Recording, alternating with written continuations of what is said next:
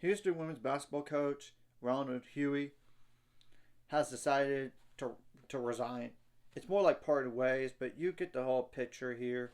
He's been at Houston as a head coach since 2014, so it was when Houston was part of the American Athletic Conference prior to these last 2 years in the Big 12.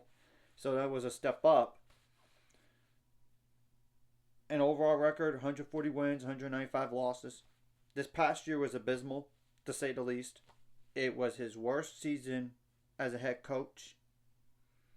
5 wins, 25 losses.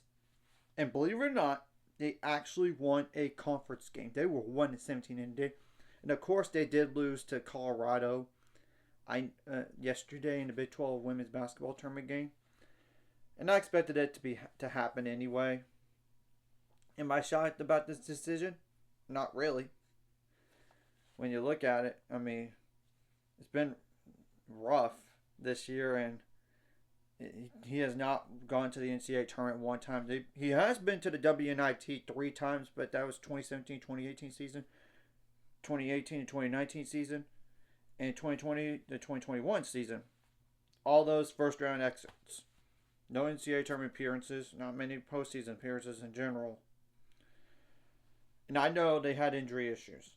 I know they did. They did lose 2 players for the season due to knee injury, and that's Katari Poole and Malaya Johnson. And Malaya Johnson was like a near double-digit score last year, so losing her didn't help. But at the same time,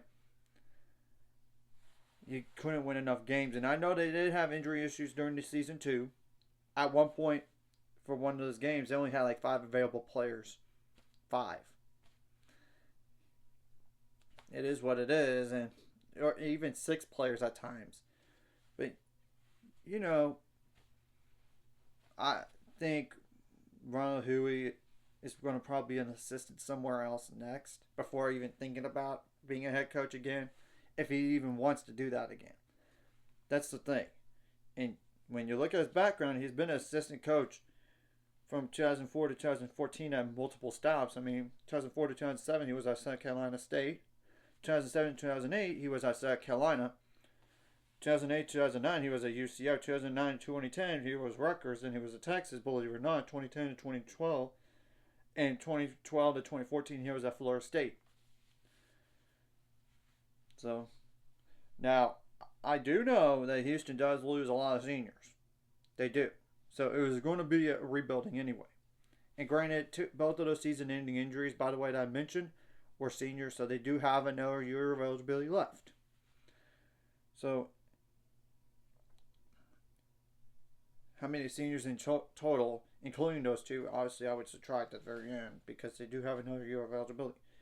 1, 2, 3, 4, 5, 6, 7, 8 seniors, but so they're going to definitely lose 6 players off this year's roster anyway. So, and this does impact recruiting because all those players that they sign, if they sign and any, which I'm not up to date on all the recruiting stuff for Houston here, but you get the whole point. They could get out of their intent, and all these players that are available for another year of eligibility can't enter the transfer portal within the next 30 days. I know there's going to be a transfer portal period coming up later on this month, I know, but they technically could enter now. But whoever takes this job next, you got to be patient. I mean, you're going to have a new head coach, new schemes, new assistants. I wouldn't be shocked if they cleaned house. In terms of the coaching staff and all this. I have no earthly idea who is going to be the new head coach there down the line. But we'll just wait and see what happens. And like I said, whoever it is, you've got to be patient. You're coming from the bottom up. I mean, seriously. So anyways, if you like this content, hit the like and subscribe. I'll see you guys later on the road. Subscribe. So I'm only saying that because I'm at 60.99. Of course, the ultimate goal is 1,000 more. So my of course, like video. Comment video really helps YouTube algorithm. Some more people see it. Sharing the video does help as well. So more people could watch. And if you're watching and not subscribe, hit subscribe button. Hit the notification bell as well.